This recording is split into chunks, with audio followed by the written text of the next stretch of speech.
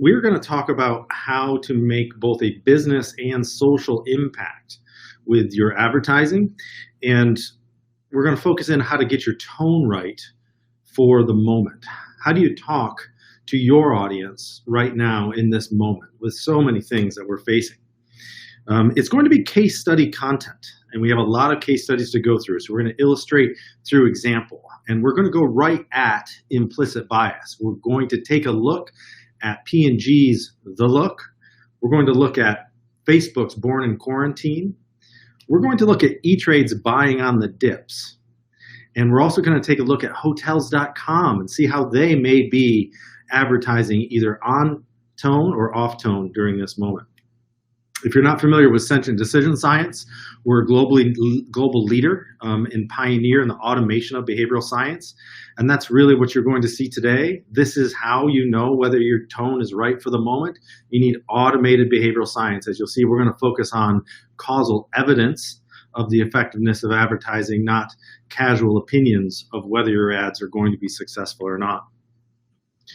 And we really do this under the idea that we've entered a new age in research. And we consider this at Sentient the age of implicit research. Because the more that we understand about the implicit impact of our communications, the greater our potential impact to have both social and business influence with our marketing. And we believe that we should be basing our decisions on causal evidence of effectiveness, not casual opinions of whether an ad will be effective. So how do you advertise during a pandemic? This is from Hotels.com. And this is early on in the US, the first few weeks of our significant influence from the pandemic. Hotels.com, following Uber's lead here, he's going to be social distancing for a while, and you should too. Brands are really going to be judged. Companies are walking a tightrope during the COVID-19 pandemic. And what does that ad do for you? Is anybody going to reach their hands into that bowl of popcorn? Probably not right now, even with that disinfectant. But it's broader than just a joke around a bowl of popcorn, right? This is real for brands. Think about what Cheetos is facing. Think about what KFC is facing. Can any brand be finger-licking good right now in this moment? Probably not. What does finger licking do right now in terms of the minds of consumers? It evokes feelings of disgust or fear or anxiety. It's all around that virus. We can't be finger licking good during a pandemic. And it gets even harder for advertisers. How do you advertise in the face of the George Floyd protests? What is the right tone for your brand to take? How can you really focus on business during this kind of social upheaval? Is it possible to have both a business and social impact with your advertising? In fact, it is, and that's why we're talking to you today, because you can have both a business impact and a social impact if you get the tone of your advertising right for the moment. Mistakes happen really easily, and consumer mindsets are changing each day. And some mistakes may never go away. You remember this from PepsiCo a couple of years ago with Kendall Jenner. Recently, that's made a comeback, and not in the way that the brand would want. When the world needed her most, she vanished. This was liked by 128,000 people and counting. Here's another one. Only one person can stop this, and it's Kendall Jenner with a Pepsi, liked by 81,000 people. The brand damage from that misstep is still with the Pepsi brand today. And the irony for behavioral science, and especially for automated behavioral science, is that the brand could know this in a single 2-hour test with a single exposure to that ad. What's the implicit association with the brand before and after exposure? If you were managing this campaign and you had data that showed there was an actual decline in implicit appeal toward your brand after a single exposure to that ad, you probably would pause the production, probably pause the media buy, which the brand had to do after just 2 days in market. But what if you're following the trends? Is that risky, or is that the right thing to do now? Here's that first initial ad from Uber that was so effective, and followed by Grubhub. and Publix, and many others. It may be too risky to follow the trend, and it may be really hard to stand out. And when you think about your advertising challenges, you not only have to have your tone right, but you have to break through. You've got to engage as well as influence. Some of the obvious ones don't need research to tell you to pull the ad. This one, the executives of Volkswagen were appalled, they said, and immediately pulled this ad after cries of racism. You don't need research to know that this tone, that imagery, that's not right for this moment. It's not right, period, in reflection. This moment brings that to top of mind, and you don't need research to tell you, yeah, that's actually not appropriate. That's reinforcing implicit bias. But what about serious attempts to be on tone? What about serious attempts to try to support a movement? Is this right for your brand? Here it is from Planet Fitness. Hate has no place in the world or in the judgment-free zone. Now, judgment-free zone is their tagline, and that's what that brand is trying to stand for. And so this is an earnest attempt by a brand to be on tone during the moment. And how do you know? Is it right? Is it wrong? If I were that brand, I would want automated behavioral science to give me causal evidence about whether this is good for people as well as for my brand.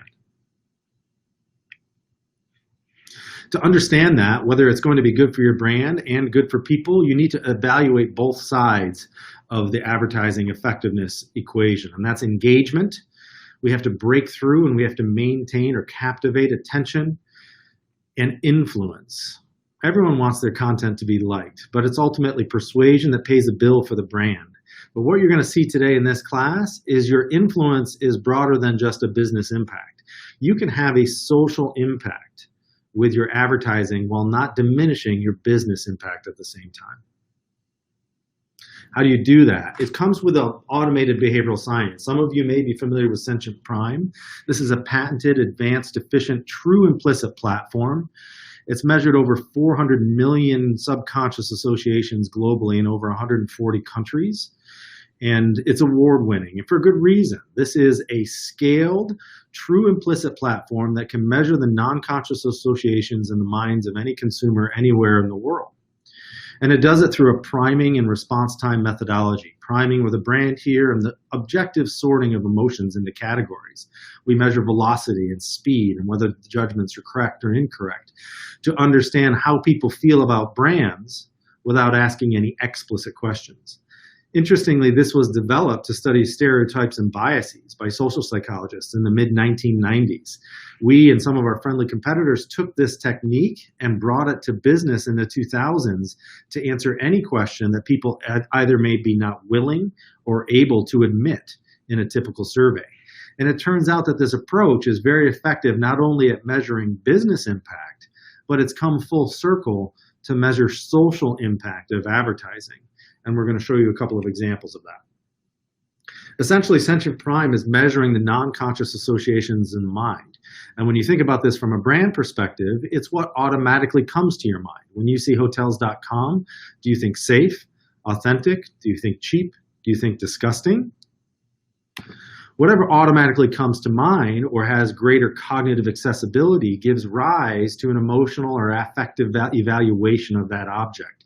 Excited or anxious, the degree of emotion, specifically the proportion of emotion that you feel towards one choice option versus another, determines your choice toward those choice options. And this is driven by system one associations in the mind. That's influence. That's what happens when you experience a brand and what's happening in your mind. What about when you're experiencing an ad? How do we measure the emotional response during exposure to the ad? Sentient Expression is an automated facial action coding technology that uses respondents' webcams to measure the emotional expressions on the face and in the body while people are exposed to your ads. This allows you to understand the natural responses to your ad in a real-world environment. And it delivers data that's reliable and predictively valid of whether an ad is engaging and whether it will go viral.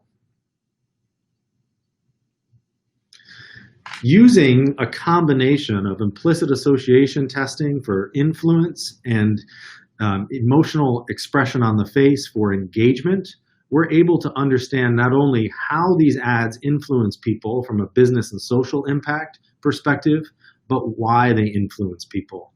We want to start off with this case study of Facebook Born in Quarantine. This is an ad that's been running within the last 2 weeks. It's a very emotional piece as people typically think about emotion. And you'll see it here first, and then we'll take a look at the impact of this ad. Let's watch Facebook Born in Quarantine. I was born during a quarantine. I don't remember it, of course, but for my mother, it was a very difficult time. She told me it was just you and me for many months. But she wasn't alone. Everybody tried to do what they could to help. But she was also a very strong person. And then it was over. We came out into a new world, my mother and me. We can get through this. We all have the strength to do it. I'm 100 years old. And you just take care of that little miracle.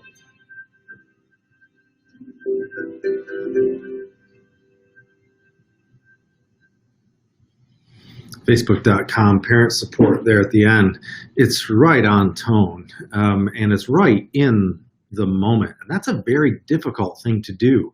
Question really for the brand is, can it do it in an authentic way? And so part of automated behavioral science is that you can get those answers in scientific evidence immediately. This test was run within 2 hours using an automated behavioral science platform called Rapid Subtext. And it's a pre-post design where we measure associations with the brand before exposure to the ad, exposure to the ad while we record people's facial expressions, and then associations with the brand following exposure to the ad. And then we look at change. And since it's a scientific experiment, it's actually causal change. This isn't an opinion of somebody's about whether the ad is authentic or helpful or caring. This is scientific evidence that a single exposure to that ad increases automatic associations of caring, authentic, and helpful with the Facebook brand. And that means that that's really good for that brand. Born in Quarantine is good for the Facebook brand. It increases emotional appeal overall. It hits all 3 of these key attributes, and it does it after a single viewing. So when you're thinking about how to reinforce associations in the minds of consumers, it comes from the coupling of concepts, your brand and this ad in this case. The stronger the association after a single viewing, the fewer repetitions you need of your ad to cement those associations in the minds of consumers. And the more emotional your ad, the stronger those associations are that are forming. So fewer repetitions. It essentially means more effective media requires less spend to have the same impact. But that's the business impact for Facebook. What about the social impact? What if the advertising world decided that decreasing implicit racial bias was an important KPI for ad effectiveness?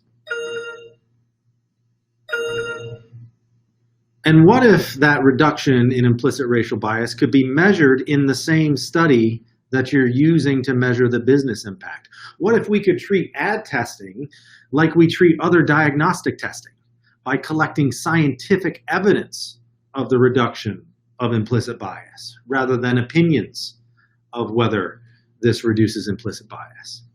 This is actually probably the most rewarding thing I've seen for Sentient Prime in the last 10 years. When Sentient Prime was invented, it was for business applications. It was for advertising research, new product concepts, developing better packaging, positioning brands more effectively. But its origins are in the social psychology literature.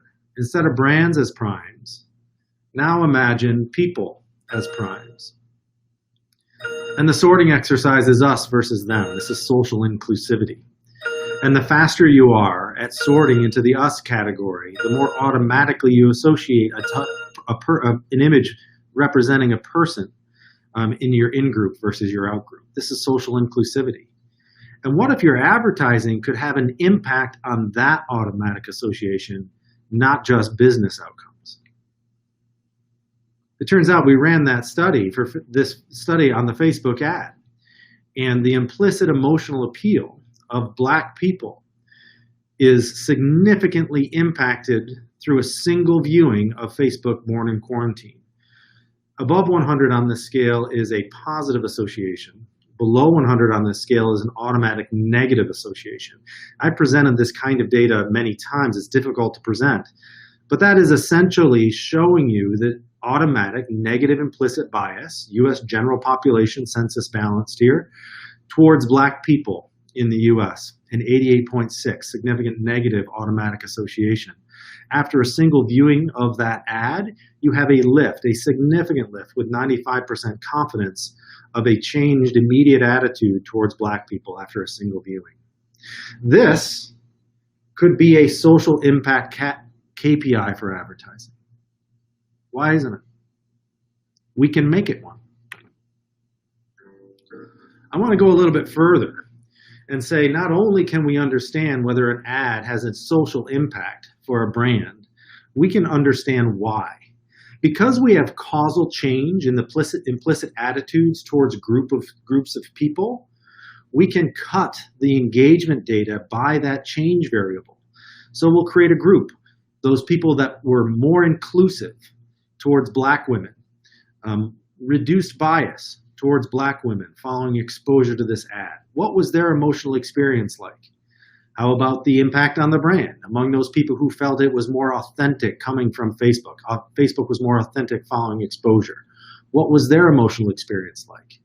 This will give us key insight into which elements of the ad are related to those business and social outcomes for the brand. Was born during a quarantine.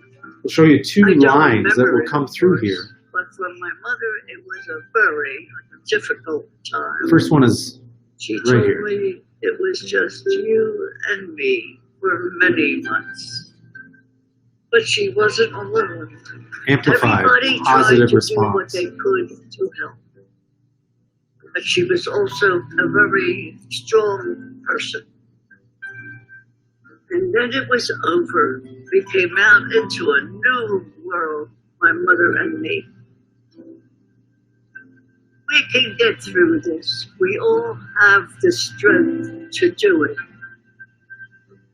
I'm 100 years old. And you just take care of that little miracle.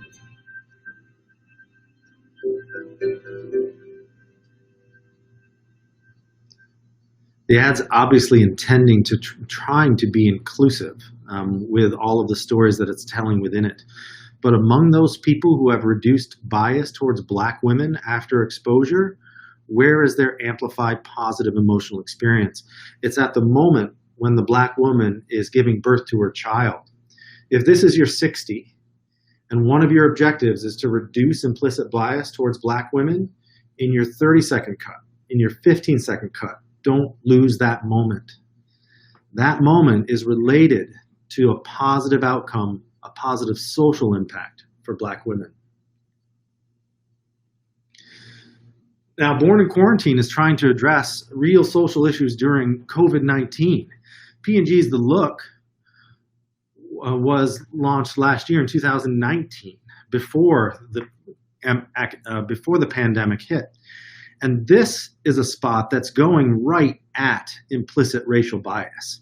And the question can be, how effective is that approach? Can we go right at implicit bias and try to have an effect on it?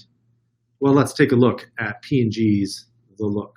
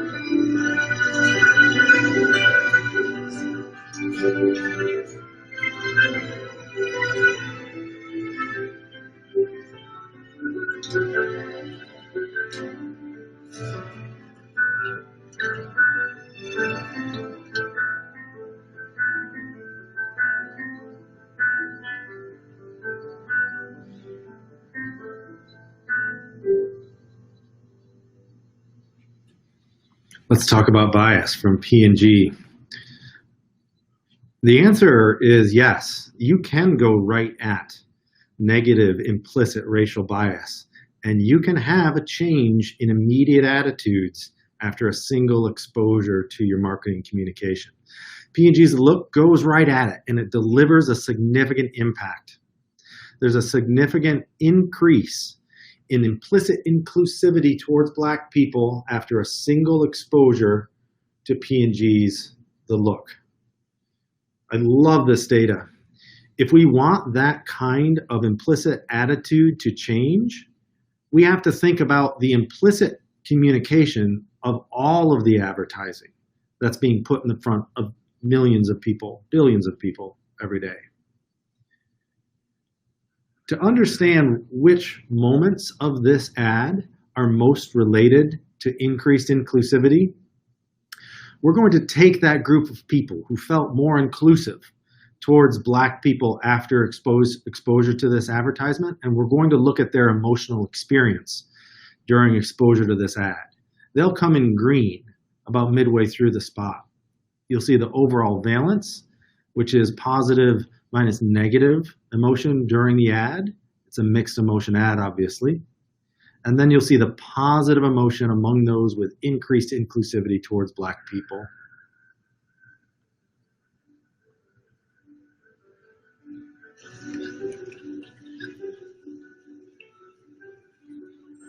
There are two moments that are key and are related to this positive outcome, this increase in inclusivity. You might be able to guess the first one. It's so powerful they repeat the image later on.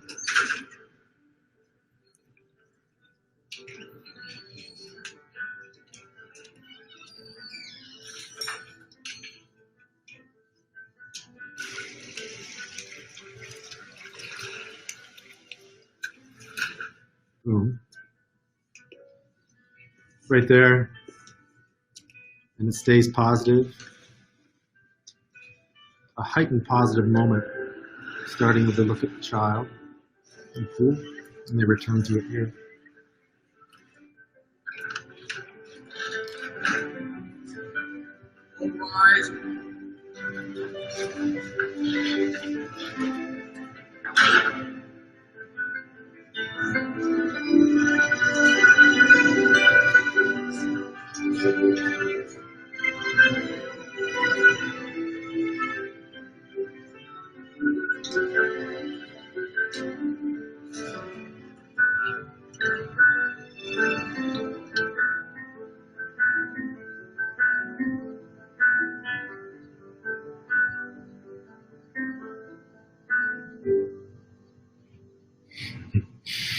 All rise.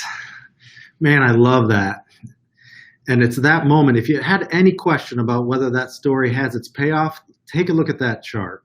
That payoff, all rise. And when we turn to see that he's a judge at the moment, the positive emotion experienced by those who have less implicit bias, increased inclusivity towards Black people, it's that moment, and it's a significant payoff. This is a great example of how a brand can have both a business and a social impact with its advertising.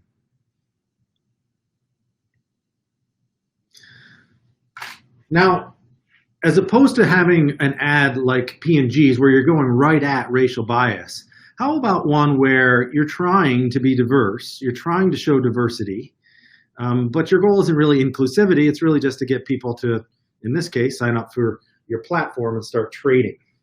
This is E-Trade's buying the dips, and this is a difficult ad to analyze because it does several things that in the middle that you'll see may or may not be good for the brand. First Let's up watch. is this exquisite bowl of French onion dip. I'm going to start the bidding at $5.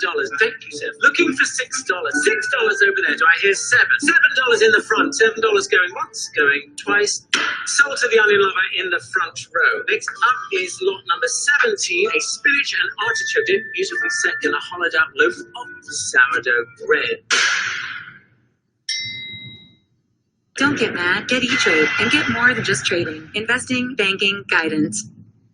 It's a very clever spot, and admittedly, it's very difficult to break through in the financial services space. But this is ultimately that entire campaign is it's buying the dips as one execution in a larger shame and embarrassment campaign by E-Trade.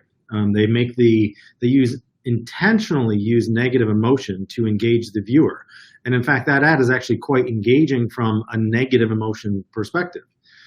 However, while the spot is engaging, this particular execution of the shame campaign is not delivering a significant lift in brand appeal for E-Trade. You can see it's moving in the right direction from a 99 to a 101, but that's not a significant lift in this study. In fact, it's problematic because the competitor, TD Ameritrade, is benefiting the most from this exposure. Is there any way for us to understand what might be going on there? Yeah, absolutely. With pre-post causal change in attitude towards the brand, you can see how a single exposure to your ad influences perceptions of your brand. This ad spends 25 seconds depicting people not being smart, and then pairs the brand with that association forming experience at the end. So not surprisingly, the brand is perceived as less smart after a single viewing of buying the dips. And again, if you had this data, you probably would make some adjustments before putting that on repeated viewing for your target audiences. In this case, it also has a decrease in trust. What about racial bias? This isn't, this is actually not very good for that brand. It's moving in the right direction overall, but significant declines in a couple of key attributes. But what about this attempt at being diverse? Obviously, they're showing a lot of different kinds, different types of people in this ad. First up is this exquisite bowl. Is this negative emotion towards the brand effective for social impact? I'm going to show you the negative emotion among people who have more appeal for the brand, just to give you a sense of actually the more negative the emotion, the better for the brand. And this is intentional by the brand. Here is emotion among people who feel more appeal towards the brand. Of French onion dip. I'm going to start the bidding at $5. Thank you, sir. Looking for $6. $6 over there. Do I hear $7? $7 in the front. $7 going once, going twice. Sold to the onion lover in the front row. Next up is lot number 17, a spinach and artichoke dip, beautifully set in a hollowed out loaf of sourdough bread. Don't get mad, get E-Trade and get more than just trading. Investing, banking, guidance. First of all, really nice sensitivity in the facial coding of emotion data there. The people who have a positive outcome for the brand are experiencing an amplified emotional experience during exposure to the ad. But are they doing it at the expense of a potential social outcome? This is the data on implicit inclusivity towards Black women before and after exposure to this ad. While the brand is directly attempting to address the diversity issue, this buying the dips execution fails to deliver a bias-neutral influence. A single exposure to E-Trade buying on the dips reduces feelings of inclusivity towards Black women. Again, let me ask this question. What if implicit inclusivity was a KPI for advertising effectiveness, and you could have a green light, yellow light, red light, go, no-go decision based on how it influences people's perceptions of other people? We'd have an immediate impact on the world. If we cut the data by people who feel more negative towards Black women, can we identify the moments that might be related to that unintentional negative outcome? Let's see. French onion dip. I'm going to start the bidding at $5. Thank you, sir. Looking for $6. $6 over there. Do I hear $7? $7 in the front. $7 going once, going twice. Sold to the onion lover in the front row. Next up is lot number 17, a spinach and artichoke dip, beautifully set in a hollowed out loaf of sourdough bread. Don't get mad, get E-Trade and get more than just trading, investing, banking, guidance. If you take a look at the second half of that ad and the negative emotion, there's a relationship going up and to the right at the moment that we see that look from the woman after they win right there. Number 17. The dip. This is related to a negative outcome of inclusivity towards Black women. If you had that insight, you could make edits to your copy to remove those moments that are related to unintentional but negative outcomes for you and for your brand. So let's finish on something a little bit lighter. Hotels.com. We started with Hotels.com. They said they were going to stay quiet for a while and nobody should travel for a while, just like Uber was saying. But now it's time to talk about how do we get back to business for Hotels.com. This is Places 30 by Hotels.com. Like this place. Remember how this was a place? Oh, so placey. The good news is these places still exist, with hundreds of thousands of not-your-house places all over the world. Hotels.com is the best place to book a place. And in case things are still weird later, just choose free cancellation. Beautiful. Hotels.com. Book now, travel later. Amazing. We're going to talk about that end card and how you might optimize that. But obviously, Hotels.com is trying to stay true to its brand. How does this brand communicate effectively during a pandemic where nobody is traveling? This ad is actually quite good for Hotels.com. You can see the increase in positive emotional appeal of the brand before exposure to after exposure, and it does it at the expense of its competitors. That's exactly the pattern you want to see. You don't want to give a category lift here. You want to give a lift to yourself and do it while your competitors are not achieving the same kind of lift. As we saw in the case of E-Trade, TD Ameritrade actually got the lift from exposure to the E-Trade ad. In this case, Hotels.com is getting the lift. And it's actually also improving associations on a couple of key attributes. Safe, there's the free cancellation message and the book now, travel later message, and authentic. This is an ad that imbues authenticity on the Hotels.com brand. They stayed true to their voice, which is a very hard thing to do at this time, and they did it in an authentic way. It's a winner, but could the ad be optimized for even bigger impact? Absolutely. You have this pre-post change data, so you see that lift in safety. So overall, on average, people are feeling more safe. And that's a key attribute, especially right now. We have to make people feel safe in order to encourage them to go to be able to travel again. So what about those people who feel less safe after watching this ad? Are there any moments in the ad that might be related to people feeling less safe that we could optimize to have an even bigger impact for the brand? I asked that question, obviously, because there is.